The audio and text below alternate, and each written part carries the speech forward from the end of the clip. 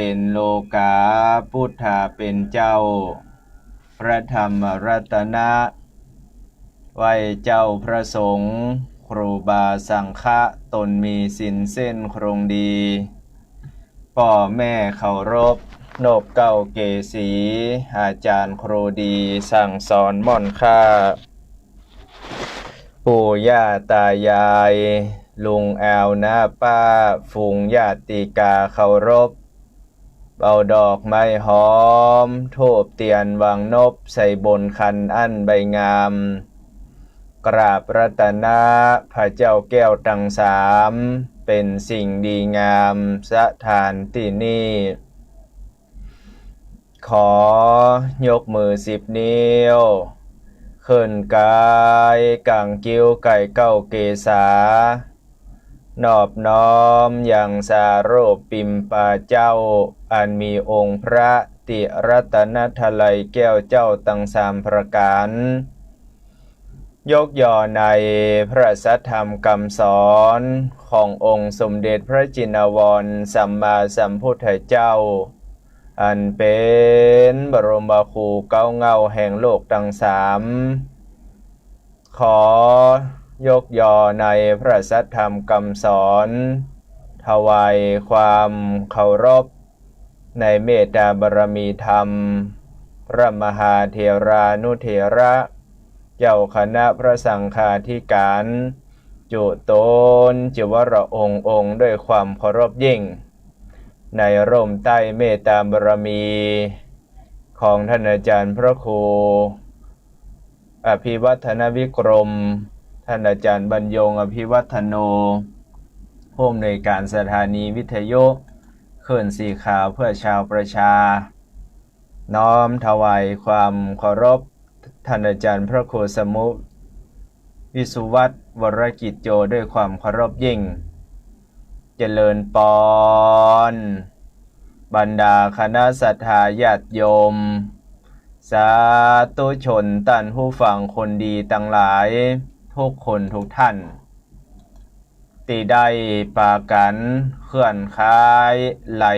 วิทยุปากันมารับชมรับฟังในรายการสารธรรมยามแลงในช่วงมรดกธรรมพื้นเมือง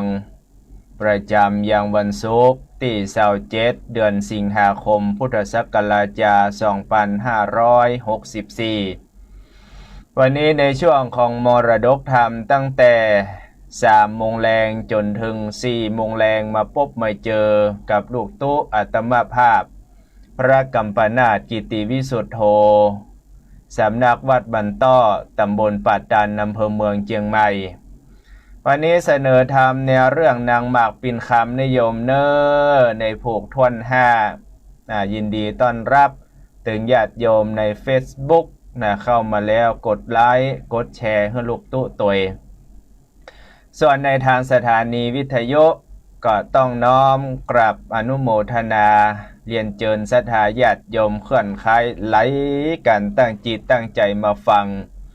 เพราะว่าศรัทธาญาติโยมที่ฟังอยู่ต่างสถานีวิทยุคลื่น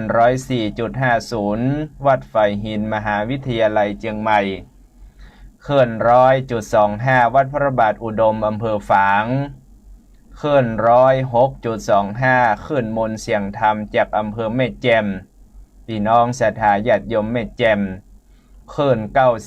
98.75 วัดห้วยตองซักอำเภอจอมตองคลื่น 88.25 วัดสีปันเงินอำเภอสันปะตองคลื่น 89.50 บ้านทุ่งเรดิโออำเภอสันปะตองญาติโยมจะพอหันหน้าหันตากันก็ต่าง Facebook ของลูกตุ๊ชื่อว่าคิมพันเอกวุฒิได้หันหน้าหันตากันโดยยินดีต้อนรับทุกคนทุกท่านเข้าสู่รายการแล้วเราจะได้ปากันมาฟังในน้ำธรรมในส่วนของมรดกธรรมพื้นเมืองที่เราตั้งหลายจะช่วยกันอนุรักษ์สืบสานเอาไว้ตามกำบักเก่าที่เปิ้นบอกไว้ว่าคนก็ต้องสืบคนไม้ก็ต้องสืบไม้เป็นของเก่าเครือโบราณ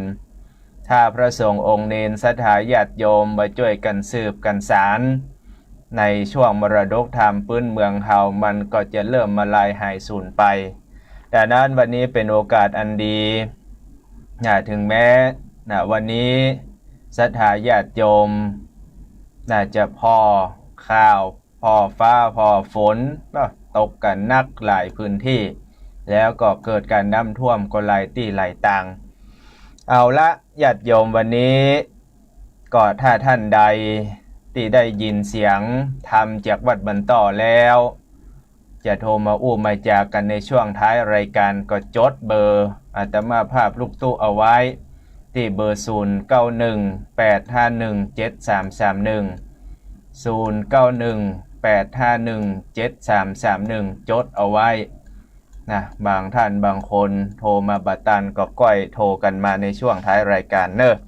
เอาละฟังธรรมโดยกัน นะโมตัสสะภะคะวะโตอะระหะโตสัมมาสัมพุทธัสสะหันเตงกาเตวะสังตามปันโสปนติสัทธังอมันเตสิเตสัตตโวดุลาสะปุริสันตั้งหลายตั้งยิ่งใจหนุ่มเทาตั้งศรัทธาก้าวกันทำมีนานามวนหมู่มานั่งอยู่ใหญ่ๆจุงแป่งใจหืมมันอยากกึดดันงัวควายการตั้งลายน้อยใหญ่วางปงไว้ยังเหือนอย่าเกิดเฟือนหยาบยุงสติฟุ้งไก่โตเจ้าประมัวหมุนเศร้าบ่หูเก้าแนวแนวบ่หูเศร้าสืบสนบ่หูตนและไปเจ้าฟังได้แต่ใช้บ่หอนใดเป็นยาอดใจได้ฟังที่เฮาจากจีจากใคร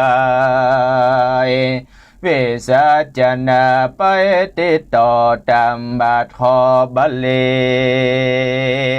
วานตามมาทางประกาเสนาโตสัทธาอาหาสัทธาสัพพัญโญพระพุทธเจ้าตนเป็นโคแก่โลกเฮอปนโศกภัยมารหันนิทานไปแจงพระจริงแสงเตสนาว่าโสอิสิโนอันสามะปะทังอุปสังกมิตวาดังนี้เป็นต้นเพกเวดุราเพโคสงตนตะรงสินใสสะอาดเจือนาภาทะรงยานเก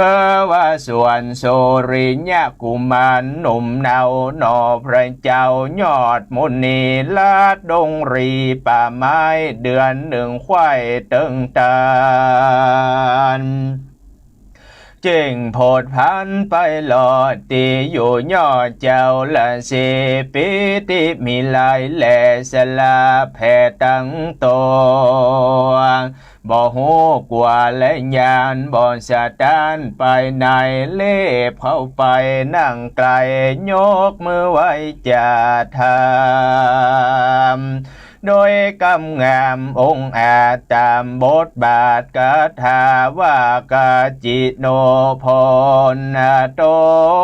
อนามยังดังนี้เป็นต้นว่าข้าแด่เจ้ากูตนวิเศษมาอยู่เขตดงไพรยังสุขใจข้ามเจ้าบ่มนเศร้ามองเค โลกามีใหญ่น้อยบ่จองหอยกาญาสัตว์นันดาหยาบจ้าคือเสือลาดงดอนบ่เดียวจอนดันสอดโพดมารอดอาสารมเฮออุดมตีใบฮ้อนเดือดไม่เจริญ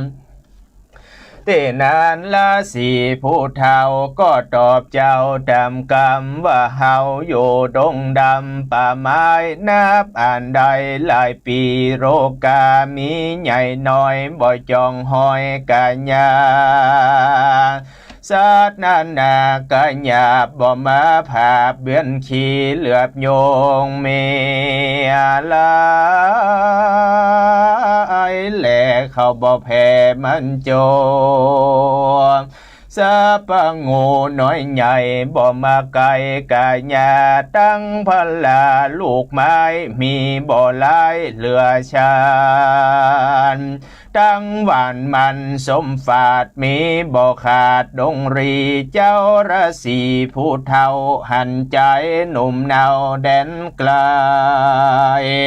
มีวันไหวพิลาดรักณะอาจดุงงามมาจะทำที่ถอยมีบ่น้อยไหลอ่านเย็นอัศจรรย์นาลายแหล่จริงเก่าแก่ดำไรว่าดูราใจหนุ่มเนาสลีบ่เศร้ามีวันเฮาอยู่ดงตันเถื่อนทองไกลจากห้องเวียงใจหนต่างไกลแต่โสดลายลอยโยดขนานาเฮาได้มาอยู่สร้างกลางปากกว้างหิมปานเฮิงมนนานแต่สายบ่หอนใดเกยหันยังคนสามัญเตียวสอดโพดมารอดศาลาบาดนินนาตัวเจ้าลาดป่าเศร้าดงควางมาลอดปางเตอยู่เข้ามาโอจะถามโดยกำงามหลายหลากเฮานี้หากยินเดบนบ่มีแต่สายบ่หอนใดเติงมาเฮาลำเปิงเกิดพอเจ้าน้อยหนอบุญหลายเจงพันพายเตี้ยวไตมาโพดควายแดนไก่หรือว่ามีมนใจองค์อาจสิประสาทเจียงการแปรมากมานหยาบจ้าตั้งสัตว์สวกกาศนานๆจริงเตียวมาโพดรอดปนจะขอดดอนสายดูราใจหนุ่มเนาตัวแห่งเจ้าชื่อสันใดสายวงใหญ่พ่อแม่มีชื่อแต่ว่าสั่งจาจริงดันดงหน้าสอสอดโพดมารอดถึงเฮานี้จะเมื่อนั้นหนอโพธิญาณยศใหญ่ก่อนนบไว้วันตาใครขี้หยาบอกเล่าตั้งแต่เก้าสุดไปโดยปริยายลายแหล่เฮอแจ้งแก่ละเซมแล้วใครว่าตีตอบถอยว่าข้าแด่เจ้ายอดซอยทารงธรรมเวทมนต์ยามวิเศษไตเป็ดคุณนา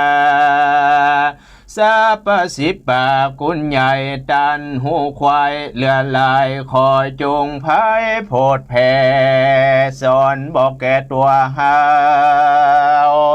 อันก้างเมาไข่ใดดันป่าไม้มาโจบัดนี้แดดเตอที่นั้นเจ้าราศีบุญใหญ่จบแจงควายทะลงยานฟังกำขันอ่อนอ้อยแห่งเจ้ายอดน้อยบุญเม ก็ใครว่าตีบอกเล่าว่าแม่นเจ้าคำใจเมใจหมายใครได้เวทมนต์ควายสิประโกนป่วยจากโน้นส่งโยเฮินได้โยสวสดีเฮาหากมีหลายแหล่จากโพดแผ่สอนปา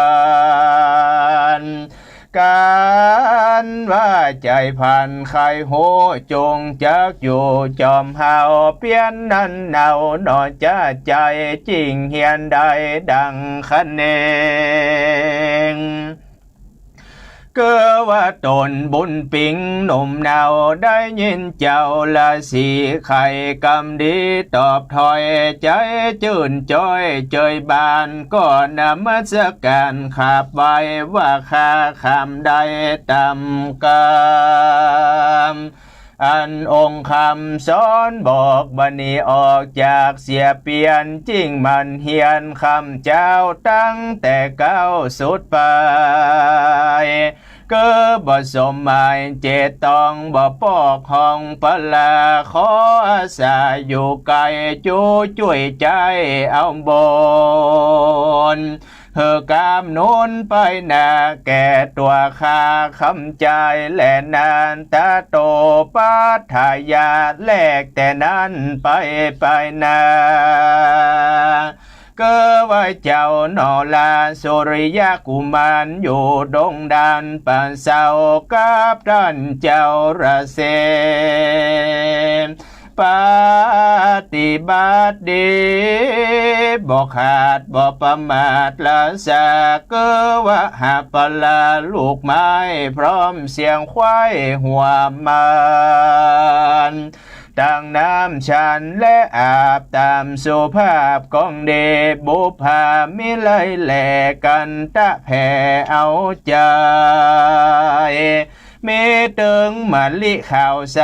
เป็นถอยสลิดออกหอยเป็นปวงสารปีหลวงกี่อาเจ้านอลาบุญนาเก็บเอามาหลายสิ่งกันตายิ่งหลายอันใส่เนื้อขันตั้งไว้เหือตั้นได้ปูจากวาดศาลาเตียวน้ำกวาดศาลาเตียวน้ำกระทำพร่ำจุอันเป็นนิรันดร์จะใจบ่เว้นไว้วันใดและนาโสปนานตาปะโสส่วนตาปะสารสีผู้ใหญ่อยู่ป่าไม้เมินน้ำทารงยานแจ้งส่องจบควายห้องกองธรรมหากองค์คำหนุ่มเนาดังลูกเต่าใส่ใจเกิดว่าสอนมนใจวิเศษสารเปตนานาเฮนอปุถาบุญใหญ่เฮียนเสียงควายตามเมนอมุนีน้อยนาพญาอาจเลี้ยวไวเฮียนอันใดก็ได้จบทองควายเลี้ยวปานเมตึงหนอหอนจันหนุ่มเนาอยู่กับป่อยเจ้าละ40,000 ปีครบรอดก็จบจอดจุประการเจ้าองค์ขานยศใหญ่แม้นเฮียนใดจบท้องบ่ละกองนักปราชญ์บ่เว้นขาดตั้งเดนปฏิบัติละผู้เท่าเป็นดังเก่าเดิมมาบอกกุดลาพรากนี่ละจากจินดงมีใจจงไฟหอยอินโดยอดซอยละบอกใครหนีจากห้องไปสู่ต้องแดนใดอยู่เย็นใจคำเจ้าบ่มุนเศร้าเครื่องกาและนามตาโตปรังทาแต่นั้นไปนาเมื่อเจ้านอลาสุริยากุมารนอโปธิญาณบุญใหญ่จบแจงควายกุนเด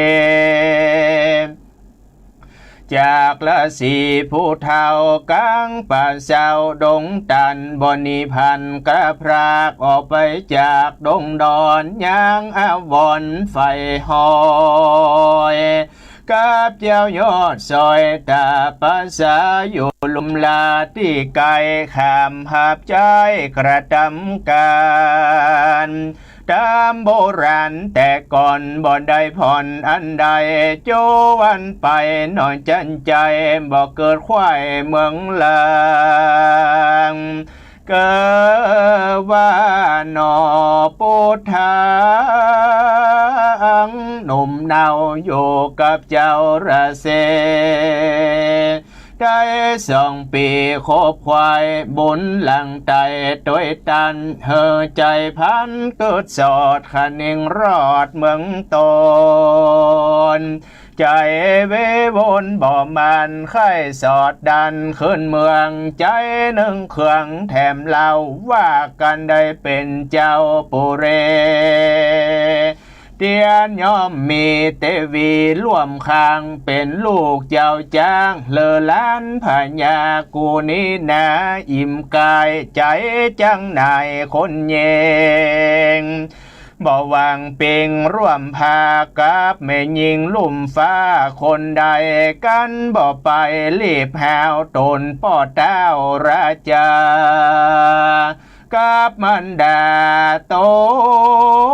นแม่อันเท่าแก่รวยแรงแม่นเปียที่แข็งถูกต้องในแห่งห้องกาญาเตียงมรณาก้อยการเจวิตขาดดับขันกูบอดันจักใดนบกับใบขอขมาตั้ง2 ขาพ่อแม่เกิดใจแผ่กองหายังปุตตาหนุ่มเนาอันไต่เต่าไปไกลเกิดว่าจัดอะไรบ่ขาดมาจุลาดมาปานเจตวิญญาณ2 เจ้าเตียงมนเศร้าขี่มองเววนป่องขึ้นลองพอไปสู่ห้องเมืองบนหนอตดเสียปนน้อยหน้าขนิ่งขวาดนั้นนาก็เข้าไปแห่ตีไก่นบขับไว้ละสีไขว่าตีกล่าวโอเฮอท่านโหจุประการอาตาโคตามปะโสส่วนวาลาสีผู้เฒ่าได้ยินเจ้าจากใครก็เล็งยานไปควายห้องตาเต็บส่องเล็งหันว่านอจันบุญใหญ่จากสมไฟพาทนาได้กัญญาวิเศษมาจากเขตเมืองสวรรค์ไปเป่งปันร่วมข้างเป็นเจ้าจ้างพาปัทเวเจ้าบาปมีมารอดเธอเจ้ายอดบุญหนาได้เครื่องกาฮ้อนไม้ห้องห้ำให้มองผ่านเกิดว่าบ่ปอนาอันแต่โสดเรื่องหลายโหดนี้ไกลจากสมใจคำเจ้าบ่มุนเศร้ามองเขเจ้าละเสบุญใหญ่โหแจงควายขี้ยาเจงไข่จาบอกเล่าเฮอแก่เจ้าบุญภายว่าจากสมหมายไฟหอยได้นางยอดซอยเมืองบนจากไพรสนป่าเศร้าไปเป็นเก้าปุรีการว่าเจ้าบุญมีไข่โห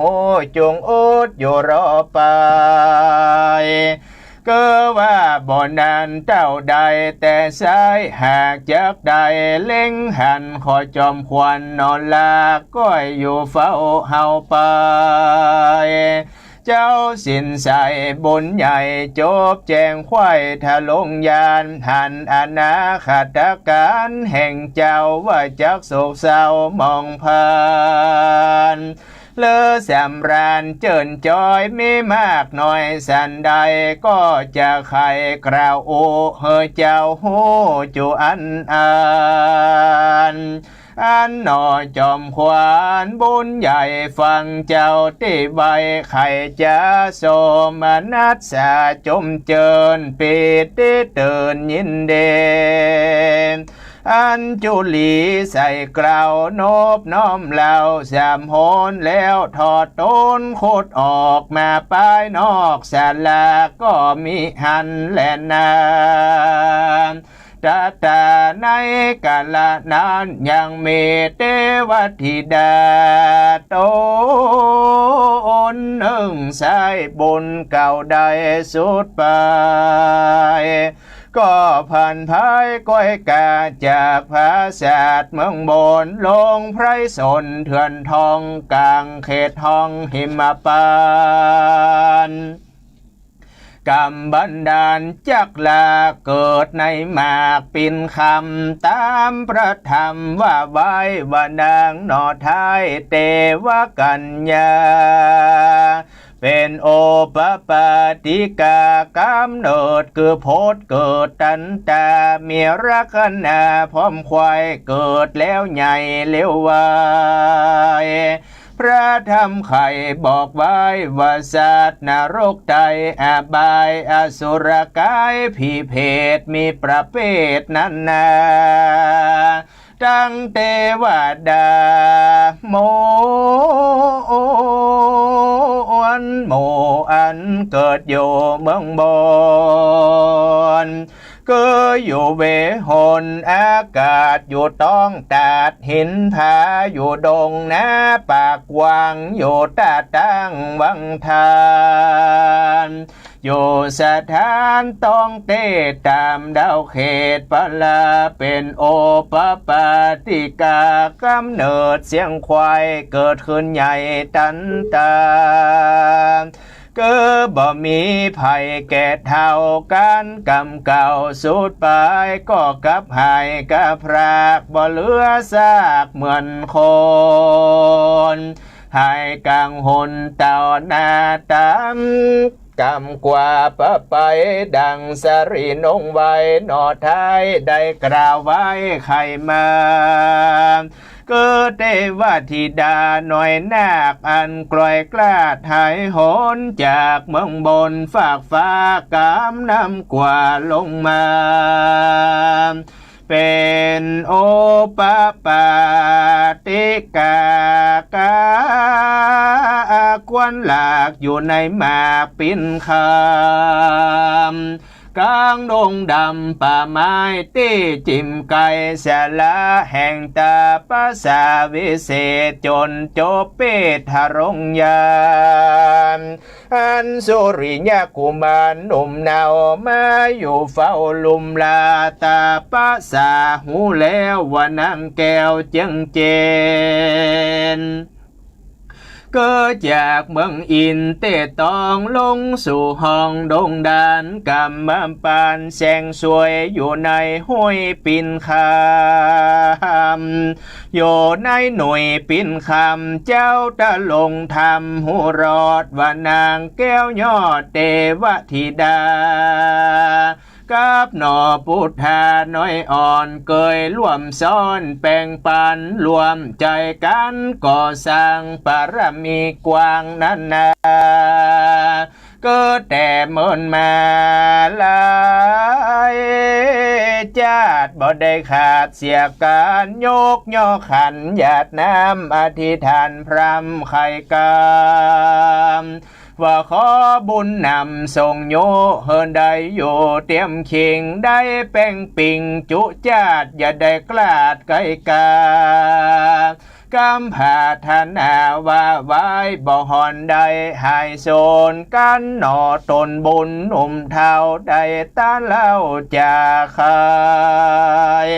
ว่าบ่มีใจเจินโซกับสาวหมู่คนยิงขอแป้งปิงร่วมพากับสาวฝากฟ้าเมืองบนย้อนกุศลแต่ไทยได้สร้างไว้จอมการมาด้วยตันจุจอดนางแก้วยอดเทวธิดา กิ่งไก่กาก้อยกาดจากปราสาทเมืองบนลงไพรสนเถื่อนทองไก่เข้าห้องศาลา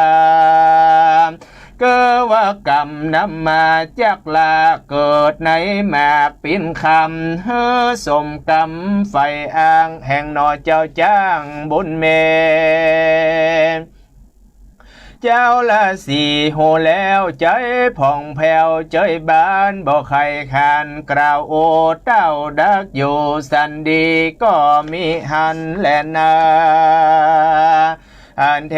กะเตวะสั่งยังมีในวันหนึ่งสายเจ้าตีไวละสีตนมีวัดดีวิเศษจบเจียงเปทรงยานก็ใครกำวันตันต่อซึ่งเจ้าหนอพุทธาวาดูลาเจ้าบุญนาเฮ้ยหนุ่มนาวทำดังเจ้าไข่ปันแต่หลายวันเมื่อก่อนว่าบ่ไข่ซ้อนแป่งปิงกับสาวหญิงลุ่มไตมาไข่ใดสาวสะวานไปแป่งปันร่วมข้างเป็นเจ้าจ้างภาพเวียงใจแม่นยังมีใจไฟหอยจากเอายอดซอยหน่อเมืองบนก็ว่าบ่ใจคนต่ำไตไปอยู่ไปห่อคำจงตามกรรมเฮาก่าวเฮอหูข่าวบัดเดียว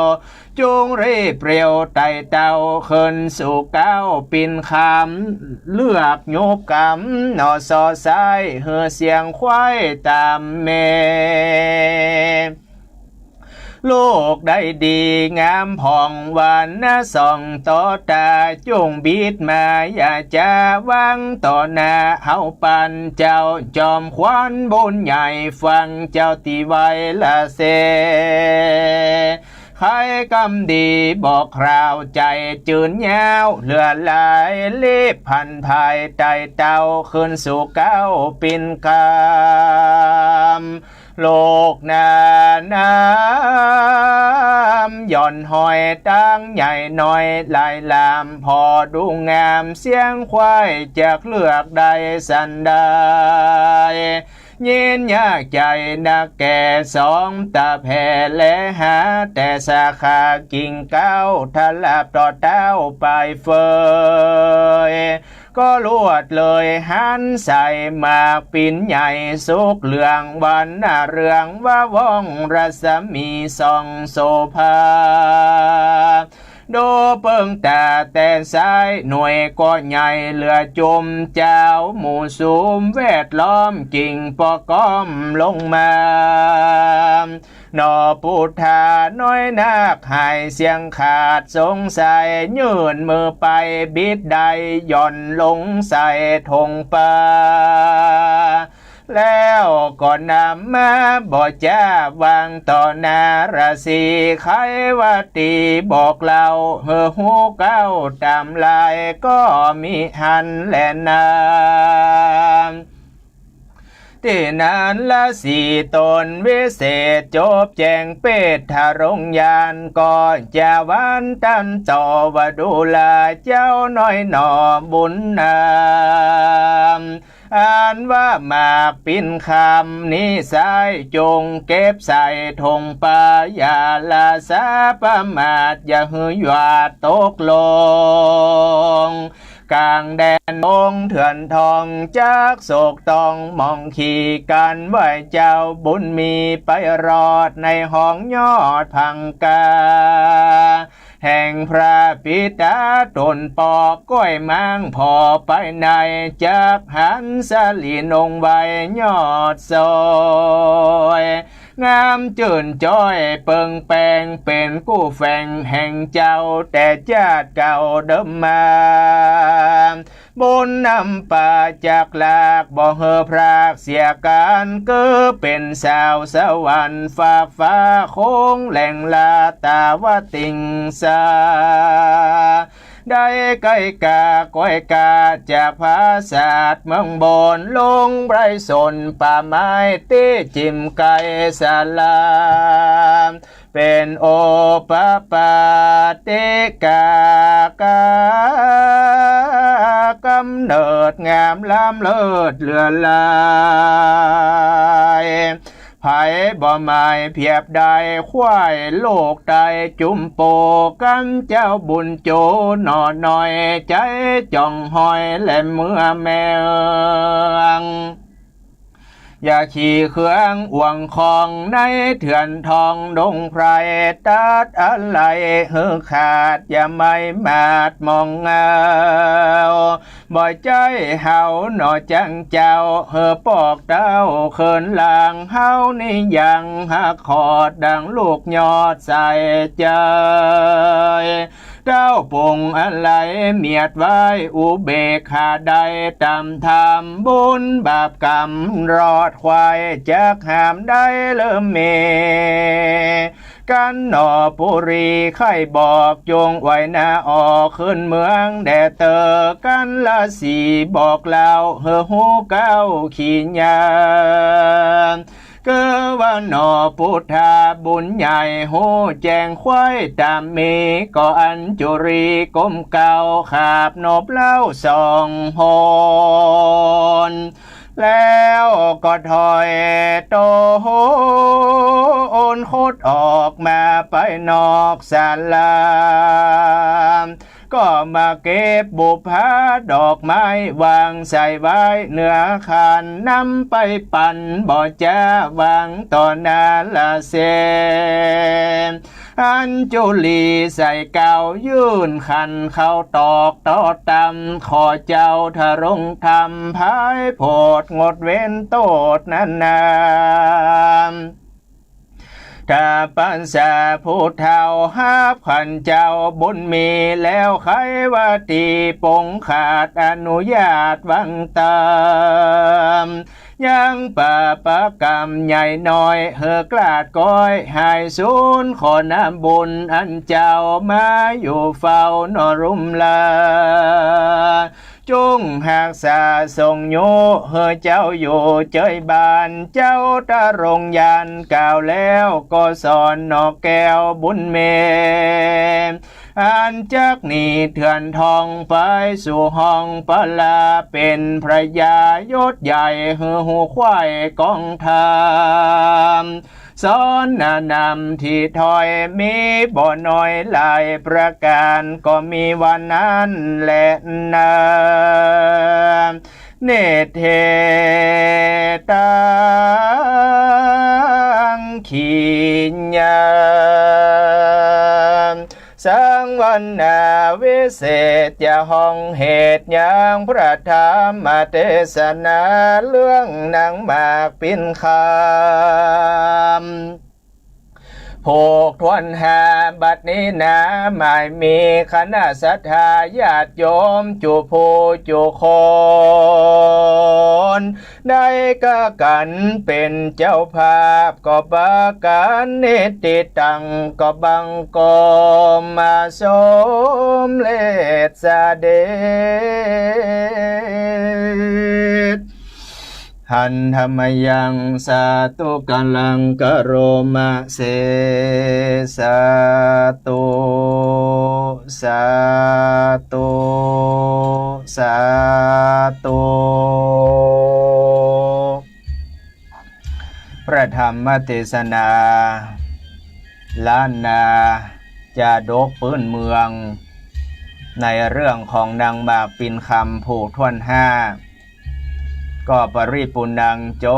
บลงไปเป็นที่เรียบร้อยยินดีต้อนรับสำหรับบรรดาคณะศรัทธาญาติโยมสาธุชนท่านผู้ฟังคนดีทั้งหลายทุกคนทุกท่านที่ได้รับชมรับฟังอยู่ในทุกสถานีวิทยุ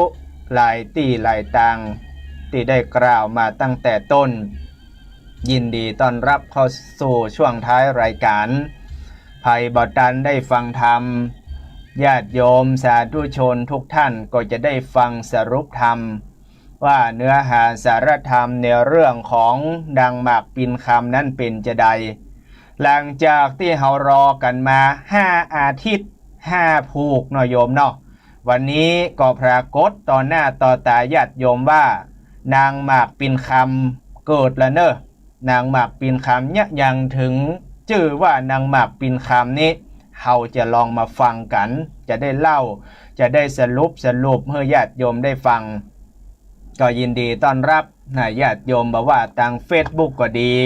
บอกว่าจะรับฟังทางสถานีวิทยุหลายที่หลายทางวัดฝ่ายหินวัดพระบาทอุดมอำเภอฝางมนเสียงธรรมแม่แจ่มวัดห้วยตองซักจอมตองวัดสีปันเงินสันปะตองบ้านทุ่งเรดิโออำเภอสันปะตองรับชมรับฟังกันอยู่โมทนาและก็ยินดีต้อนรับพี่น้องศรัทธาญาติโยมตังเวียงป่าเป้าเฮาก็ฟังกันเนอะอาทิตย์แล้วโทรมา2-3 สายนะพี่น้องศรัทธาเวียงป่าเป้ายินดีต้อนรับข่าวสารงานบุญนะเอิญให้กับศรัทธาญาติโยมตังเวียงป่าเป้าเฮาในวันที่14 กันยายน14 กันยายนเฮาทั้งหลายจะได้ร่วมมหาบุญอันยิ่งใหญ่พี่น้องศรัทธาเวียงป่าเป้าโดยสะเก็ดไผว่างศรัทธาญาติโยมปากันมาร่วมบุญร่วมกุศลในส่วนของการที่เฮาจะได้ตานไปหาคนที่ล้มหายตายจากคันธภาพกายญาตายไปเป็นผีเป็นเปรตทุกขเวทเวทนาเข้าสู่เดือน12วันเปตพีวันที่14 กันยาเฮาจะได้ร่วมกันอุทิศส่วนบุญส่วนกุศลที่ดอยนางแก้ววัดพระธาตุสีสองเมืองเนาะญาติโยมที่เวียงป่าเป้าเขตเวียงป่าเป้ากับดอยสะเก็ดจะได้จัดการจัดงานท่านใดจะร่วมทำบุญก็ปากันไปทยอยกันไปตานเนอะคนสั่งสองสั่งก็ว่ากันไปไปร่วมบุญด้วยกันได้ในวันที่14 กันยายนเราจะได้น้อมถวายบอกว่าจะเป็นต่างสถานีวิทยุบอกว่าจะต่างคณะสงฆ์เวียงป่าเป้าคณะสงฆ์ดอยสะเก็ดเชียงใหม่เฮาก็จะได้ร่วมกันทำบุญวันเปตพีศรัทธาญาติโยมเวียงป่าเป้าเฮาก็จะไปลืมกันวันที่14 กันยายนข่าวสารงานบุญเนอะเอิญกันบอกกันต่อกันไปตัวเอาละในส่วนของในเรื่องของดังหมากปินคำเดี๋ยวจะย้อนความให้ญาติโยมได้ฟังแหมน้อยหนึ่งในส่วนของผูกท่วนที่4ก็หมายความว่าในเรื่องนางหมากปินคำในผูกท่วน4นั้นที่เฮาฮู้ก็คือว่าตอนนี้เจ้าสุริยะกุมารเนี่ยได้เดินต่างออกบ้านออกเมืองลูกจากบ้านจากเมืองมาเพื่อที่จะห้ามเรียนวิชาต่างๆก็ไปเจอใส่พ่อฤาษีตนหนึ่งอาจารย์คนหนึ่งเมืองตะกาศิลาชื่อว่าอาจารย์ที่แสปาโมกก็เรียนจบหลักสูตรศรัทธาญาติโยมจบทุกสิ่งทุกอย่างจบหมดคือว่าอาจารย์บ่มีอย่างจะสอนและจบทุกอย่างเก่งเสี่ยงตีศรัทธาญาติโยมแต่ทีนี้เนี่ยเมื่ออยู่เมินไปก็เกิดว่าเฮาเนี่ยเรียนจบทุกสิ่งทุกอย่างแล้วควรที่จะปิกบ้านปิกเมืองเฮาจะปิกบ้านปิกเมืองเพื่อที่จะไปปกครองบ้านปกครองเมืองแทนอีพ่ออีแม่เฮาก็ถึงเวลาอยู่นี่มาก็หลายปีดีดักเฮาก็ต้องไปตอบแทนคุณอีพ่ออีแม่เฮียกรรมก็เลยไปกราบไปไหว้อีพ่อฤาษีอาจารย์ที่แสปาโมกอาจารย์ที่แสปาโมกโอ้ยใจนี่ตึงบ่ฮื้อไปก็เกิดว่าจะเอาแทนติ่นแทนมือเป็นอาจารย์แทนสอนรุ่นน้องไปแหมแต่บุญเฮานี่มันต่างกันเนาะญาติโยมเนาะก็อยากที่จะกลับบ้านปิกเมืองก็ไหว้อาจารย์ที่แสปาโมกก็บอกว่าบ่เป็นหยังจะไปก็ไปเตอะใจนี่ใครอยากให้อยู่นี่เสี่ยงตีก็บอกว่าท่านอยากไปก็ไปก็เลยเอาขันข้าวตอกดอกไม้เอาไปเกณฑ์ไปขอลากราบลาเจ้าป้อรวมจนถึงครูบาอาจารย์ที่แสปาโมกร่ำเรียนสอนวิชาต่างๆเรียบร้อยก็เดินทางเริ่มเดินทางญาติโยมพอดีว่าเดินทางเข้าไปแล้วเนี่ยไปกึดในใจว่าเฮาเนี่ยพร้อมที่จะปิกบ้านปิกเมืองเนื่องจากว่าเรียนจบจะไปครองบ้านครองเมืองหรือว่าเฮาจะไปร่ำเรียนวิชาแหมเพิ่มเติมให้ความรู้เฮาแน่นวิชาอาคมเฮาเก่งกล้าไปแหมเพราะว่าเขาเล่ากันว่าในป่าเนี่ยถ้าเลี้ยวซ้ายเข้าไป จะมีอาจารย์ฤาษีแห่งตนหนึ่งซึ่งเก่งปอกับอาจารย์ที่สาปาโมกแล้วก็เป็นเปิ้นท้องว่าคนละสายวิชากันหรือว่าเฮาจะค่อยไปเฮาจะลองไปพอตัดสินใจญาติโยมทุกท่านตัดสินใจว่าเฮาบ่ปีกปอกบ้านเมืองเตื้อเลี้ยวซ้ายเดินทางเข้าไปแหมจัดหลายเดือนญาติโยมเนาะจัดหลายเดือนก็ไปในธรรมเพิ่นก็พรรณนาไปปะเสือปะมีไปปะสะเป็ดสะปะสะเป็ดไปปะใส่ดอกดวงดอกไม้ผ่องดอกเกตทวาหอมหืนดอกมะลิจื่นเอาใจดอกสะบันงากระดังงาโอ้หลายอย่างในธรรมเพิ่นว่าอันนี้เป็นเรื่องก่อนนั่นก็คือในเรื่องผูกท่วนสี่พอเข้ามาในผูกท่วนห้าเนี่ยญาติโยมก็ยังที่เล่าต่อว่าตัดสินใจว่าจะได้เฮาก็จึงจะไปห้ำไปเรียนวิชากับอาจารย์แห่งคนหนึ่งแห่งท่านหนึ่งซึ่งเป็นอีป้อฤาษีอยู่ในป่าดงพงไพ่ปั้วสถาญาติโยมกว่าป่าตัวเก่าเนี่ยเดินทางไปพอครบแล้วบอพอถึงแล้วบอเขาก็เล่าลือกันเห็นเมาะว่าโอ้ในป่านี่นะมันมียักษ์ตัวใหญ่บาเล็กบาเล่นโอ้ระวังเนอะถามเจ้าบ้านเจ้าเมืองพอเจ้าบ้านก็ว่าผู้จะไปเถอะโอ้ยักษ์ตัวนี้สวกขนาดเนอะมันก็เติมกว่ามันเฮียนมาหมดแล้วหรอวิชาอาคมต่างๆเฮียนมาหมดก็เลยปาตัวเก่าเนี่ยเดินต่างไปครบเป็นเดือนไปถึงอาสลมป้อฤาษีก็ไผ่มาพดมาที่นี่กำลังนั่งทำสมาธิอยู่ป้อฤาษีก็สะดุ้งออกจากสมาธิสู่นี่ลูกที่ไหนตังใดมาพดฮอดถึงบ้านถึงเมืองเฮามาพดมาฮอดถึงอาสลมเฮาข้าแด่ป้อฤาษีผู้เจริญอีหรอข้าเจ้าเนี่ยชื่อว่าสุริยะกุมารเดินทางมาไกลไกลว่าจากเมืองปรณสีไกลขนาดเดินทางมาห้ามมาเรียนวิชาอาคมป้อฤาษีอยู่กับไผคนใดอีป้ออยู่คนเดียวแล้วท่านมาเนี่ยใดก็จะมาร่ำมาเรียนวิชาอาคมกับป้อฤาษีนะป้อฤาษีจะห้าบข้าเป็นศิษย์ก็ป้อฤาษีก่อนหัวด้วยยานติบตัวเก่าว่าอันเนี้ยตนบุญจะได้ทารัดพญาจะได้ลงมาพุทธมาเกิดเป็นพระพุทธเจ้าแห่งจัดแน่นอนเฮาจะต้องสอนวิชาอาคมต่างๆป้อฤาษีก็บอกว่าได้เมื่อสู่อยากห้ามอยากเฮียนวิชาอาคมต่างๆข้าก็พร้อมที่จะสอนให้สู่ได้ห้ามได้เฮียนแล้วหัวโวยเห็นญาติโยมสอนอยู่กับป้อฤาษีบอกว่าจะหาบน้ำพ่องบอกว่าจะผ้าซักเครือผลหมากหลากไม้ลูกส้มของหวานเป้าตาลกล้วยอ้อยอันยังก็ปฏิปฏิบัติปัดปูป้อฤาษีอย่างดีห้ามเฮียนวิชาหัวกับโวยพญานี่ยอดเยี่ยมมันให้กินพญานักหนาญาติโยมลวกใบลวกบอดอันยังก็จำได้หมดป้อฤาษีบอกว่ามันอย่ามาเฮียนโวยจนเฮาหมดปุ่มหมดไส้หมดปอดและเฮาบ่มีอันยังที่จะสอนมันแล้วเมื่อป้อฤาษีบ่มีอย่างที่จะสอนญาติโยมแล้วเนี่ยจะใดล่ะกำนั้นอยู่กับป้อฤาษีเที่ยวพัดปัดกวาดป้อฤาษีมาบัดได้แฮมซองปีญาติโยมเฮานี่ก็ใกล้ก็เบื่อละก้าอยู่กับป้อฤาษีที่ใกล้ที่เบื่อบ่ใจอย่างนะญาติโยมเพราะใจเจ้าสุริยะกุมารเนี่ยมันกึดว่ามันออกบ้านออกเมืองมาแล้วเนี่ยมันจะต้องได้เมีย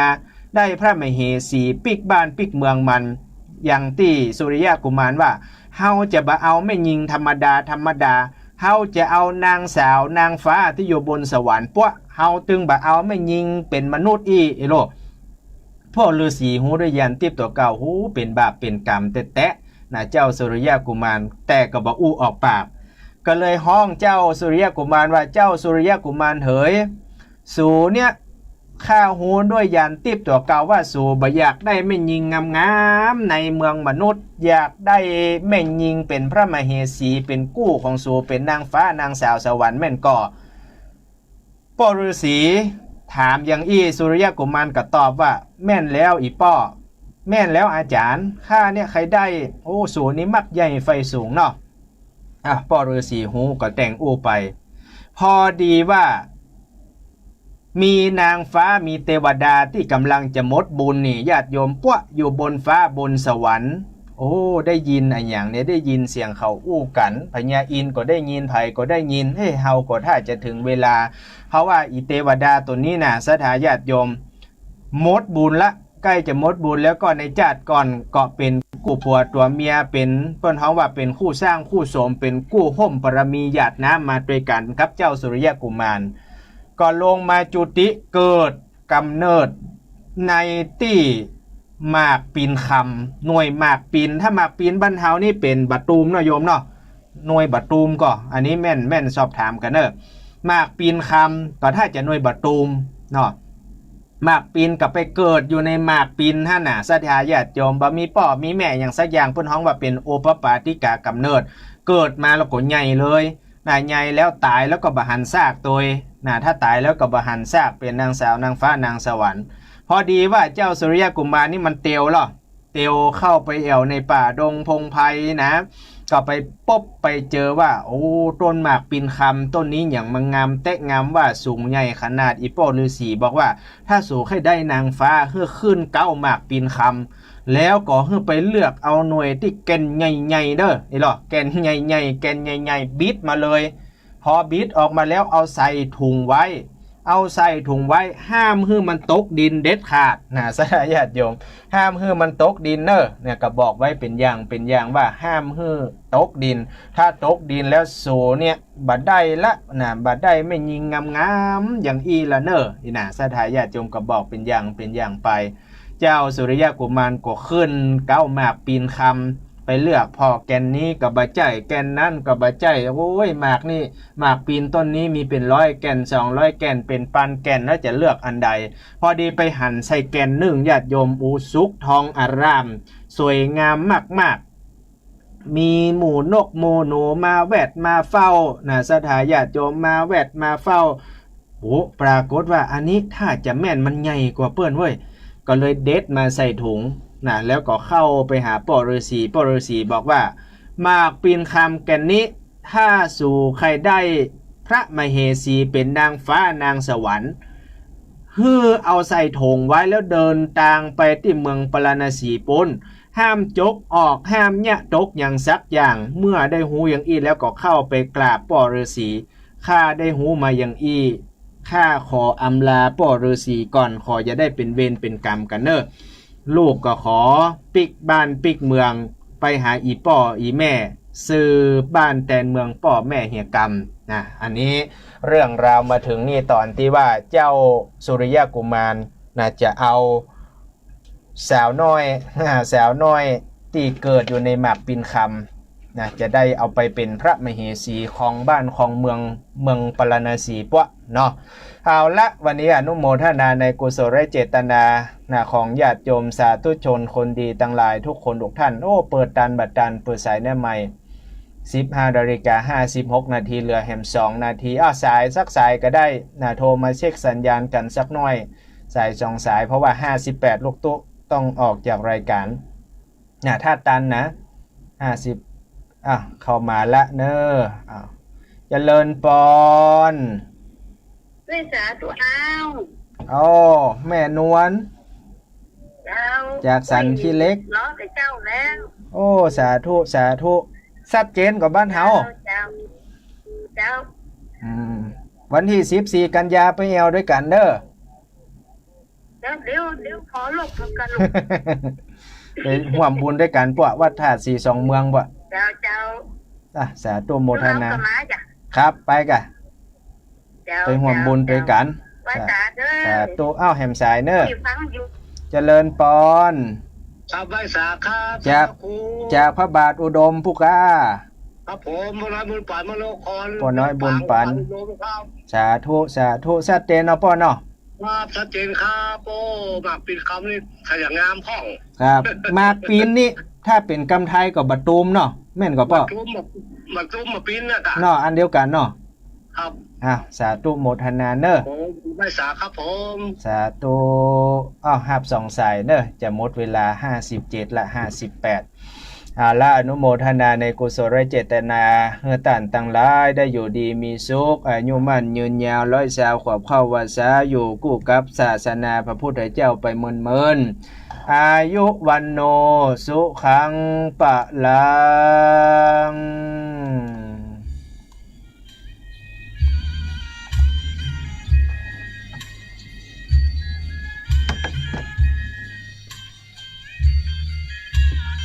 สาธุเจริญพร ครับค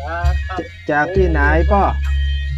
ท่านผมเป็นไว้สวัสดิ์วงคำอยู่ไม่หายไปนะครับบ้านประเดงดุคุณบ้านหลวงฟังจัดกินดีเต้หนองฟังน้ำครับโอ้ติดอกติดใจเขาเจ้า สาธุ ม่วน ม่วนก็พ่อ ครับม่วนแท้ๆเด้อฟังจัดกินดีของ ตังไม่อายเปิ้นตังไม่อายเปิ้นห้องหมากปีนว่าใหญ่ มาตูมแล้วครับ บัดตูมนะเนาะบัดปีนบัดตูมอย่างเดียวกันนะเนาะ ครับผม ครับผมสาธุฟังแฮมเนอร์ ครับฟังฝากผู้สูงอะครับฟัง สาธุ รถบุญเรียบไปอะ โอ้สาธุ พิมพ์พันเอกวุฒินี่ครับในโน้ตบุ๊ก คิมหันต่อคอควายไม่หันอากาศคอควายสระอิมอมาคิมหัน พิมพ์หัน ครับ ครับพิมพ์หันเอกวุฒินะครับ ครับผม สาธุสาธุเจริญพร สาธุ วันนี้หยุดรายการนะโยมเนาะก็มาพบมาเจอกันในวันพุธอนุโมทนาก่อนในการจัดรายการต่างสถานีวิทยุเปิ้นก็ท่านอาจารย์บรรยงก็เมตตาเวลา1 ชั่วโมงในการที่จะได้ประกาศแล้วก็อนุโมทนาบุญรวมจนถึงเทศน์ใครท่านใดเจริญพร ฮัลโหลเจ้ากับนมัสการเจ้า จากที่ไหน จากเมืองน่านเจ้า เมืองน่านแม่หยัง แม่สิรินทรเจ้า แม่สลินทรฟังชัดเจนก่อ ฟังชัดเจนดีเนาะวันนี้ดีอกดีใจตีโทษติดกับเดียวเนี่ย ม่วนก็แม่ ม่วนกับเจ้าสอบเจ้าวันตึงหวานอ่ะ ดีละเนอฟังไปเมินๆนะ ฟังมาคือมาแจ้งก็ฟังมาเจ้าก็ฟังเมื่อวานก็เปิด YouTube ฟังอันนี้ฟัง YouTube เนอะ โอ้สาธุสาธุ ฟังทุกรูปทุกองค์ ดีกา เขาเป็นกำลังใจให้นะเจ้า สาธุบุญรักษา เจ้า สาธุสาธุ เจ้าจ้า เพราะว่าวันที่14 กันยาจะไปเทศน์ที่ดอยดังแก้วญาติโยมเพิ่นจะทำบุญใหญ่เป็นปีแรกตาล12 เปง12 เปงตาลก่อนตาลก่อนซึ่งตรงกับวันพระก็จะไปร่วมบุญกับเพิ่นจะสร้างศาลาสร้างวิหารระหว่างเขตต่อของคณะสงฆ์อำเภอเวียงบ่อเป้าคณะสงฆ์อำเภอดอยสะเก็ดจะได้น้อมถวายตาลหาพีหาเพศจะเป็นผีตายเก่าเมินรถโจรพ่องอะไรยังพ่องญาติโยมก็จะได้ตานกันวันนั้นอนุโมทนาเนอ